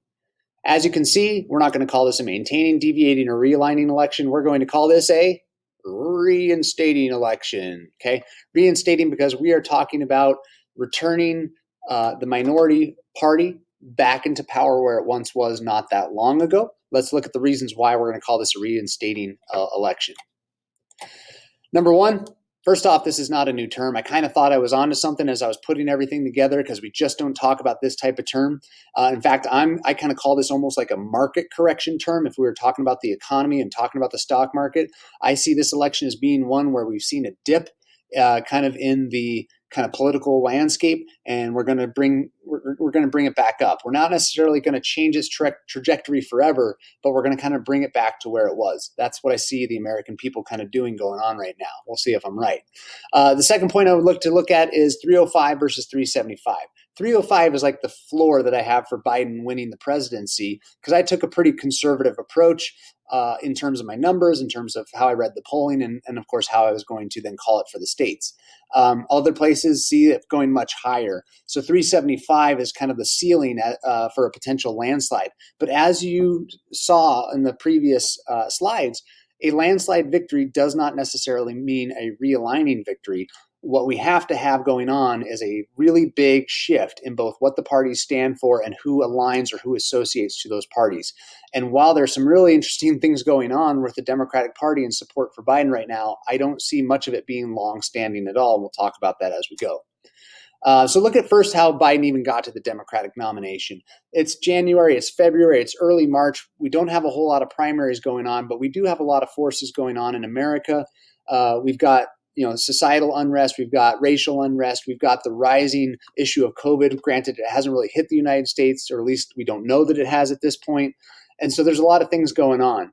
But what we saw very, very early on in the primaries was a message amongst the more moderate center Democrats in this country, which is that they were not ready under the conditions right now to move a more progressive direction. Plain and simply, the center kind of moderate Democrats said, the only way that we are going to kind of stop, Donald Trump and the Republicans from getting 4 more years in the White House is to have somebody who we believe can defiantly beat them. And in that sense, they've said we need somebody who can appeal to a more middle road voter, appeal to the Obama Democrats who brought a lot of new people into the Democratic Party, but also appeal to those disaffected or maybe even disenfranchised Republicans, but who would definitely not jump ship to go over to, let's say, a Bernie Sanders. So I think there was absolutely this kind of subconscious movement going on within Democratic voters to say now is not the time. Maybe 4 more years, maybe 8 more years to really kind of push for those policies. But right now, they wanted a grounding force first and foremost within the Democratic Party. Take that into then how Biden built his national popular vote lead. And I think it's kind of the same principle. Around the country, we see kind of Biden being looked at as kind of this grounding central force amongst a lot of competing factions that were largely not satisfied with Donald Trump. Now they have kind of a place that they can at least go to for the meantime to kind of counter that. And I think that's why you've seen that national popular vote lead just kind of constantly tick up and up and up now into the double digits, which, by the way, when we're talking double digits, we are talking about that correlating into a typical electoral college landslide. I don't think that's necessarily going to happen, but the potential is definitely there with 375 being the ceiling.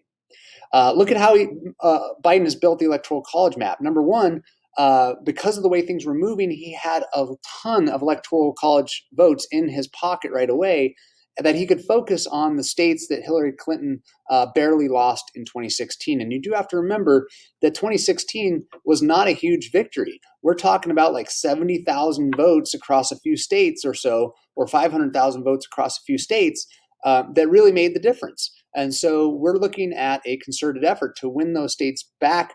The message being, hey, we lost track of you guys during the Obama years. We didn't pay enough attention to you running up in 2016. But we're still the party for you is really what Biden and the Democrats are trying to get across. And so far, at least right now, it looks like that message has been received. So the last 2 things we have to look at are, I think, kind of straightforward and really telling as to why I don't think this will be a realigning election, even if it seems to be a very big one in the end, which it could very well be. Those reasons are, number one, you have to look at who is not supporting Donald Trump at this point. That is a major factor. Donald Trump has done really well at building a strong base over the last 4 years of support for him and his policies and his administration. However, what we have seen is that Republican affiliation to that party, or affiliation to that party as a Republican by individuals, has actually decreased. So we are seeing some defections from the party, but more importantly, we're just seeing fewer people actually align themselves with the Republican Party as strongly as they once did. Although those who are aligning very strongly with the president. We just have to obviously look at, is the base enough? And we know, as everybody knows, in every election, the base is not enough. You have to go outside the base. But there's a whole slew of other people. There are prominent public office holders right now, former governors, former senators, former representatives, former intelligence people, former military people, you name it. There are a whole slew of people that have come out very openly against Donald Trump for a second term. I think that is extremely telling that we have so many people not just supporting Biden on that side, but more importantly, people from the other side or from the middle who are just saying we need a change, we need to get away from this, and it may not match up to what my beliefs are, but I'm going to go over and I'm going to support this person on the other side on some really basic principles. And that brings us to the very last point, which is look at why they are supporting Biden. If this were truly a realigning election, all those people that I just identified, the Kasich's of Ohio, the former military officials, the former intel officials, a lot of those, again, we're talking about Republicans or people who have identified as Republicans in past. I do not see them rushing out to register as Democrats for life from now on. In fact, I don't think any of them are necessarily going to do that. Maybe a few do. What we are seeing is that they are going over to the other side simply to get away from the situation that their side has brought them into. And as a situation that they see as one that they don't want to continue. So I don't see this as a major realigning election because I don't see these people in there for the long haul. I see this as sort of a marriage of convenience for the time, a whole slew of people that have kind of collectively, either loudly or silently said, we don't want to see a second term of Donald Trump, and so we're going to vote for the alternative. But, and this is a big but, that alternative is not necessarily what we see ourselves as for the long haul. In fact, many Republicans in their op-eds and editorials and their speeches have said, this hurts because I am potentially, costing a lot of my beliefs and my policies in the immediate future. But they're saying, well, I can't fight for those things if I'm not around in the long term as a political party. So I think this is definitely a reinstating election, a marriage of convenience between a lot of parties saying that they want something different right now. So there you have it. That's it. Just some final thoughts really fast, final takeaways. I'm likely off on my predictions, and this is all predictions, guys. I'm not a pro at this. In fact, this is literally the first election I've ever tried to predict, and wow, what a big one and what a tough one to try and predict. But I thought that's why I should do it. That's why I should do it for myself. That's why I should do it for my profession. That's why I should do it for my students, to get a really good understanding of how our elections work in a deeper sense, but more importantly, to get a better understanding of what is going on in America right now and how do we read into it. The other thing is there's 2 weeks left to go. So much happens in the final weeks that those swing states could absolutely land in a different place. Could Donald Trump still win this presidency or second term? Absolutely. I'm not saying that by any means. I think that his path there is a very difficult and a very uphill one. It's not impossible, but I think it's extremely difficult to get there. This is not my personal preference. Or is it? This is not my personal preference necessarily. And the whole reason behind that is this is an exercise. This is a study. This is about how to look at a whole variety of things, okay? This was an exercise in American elections. This was an exercise in the role of the Electoral College, the role of politics in elections, the strategy of elections, and how we assess them. That's what this was about. And above all, this is how to study history, because we're here to study, okay?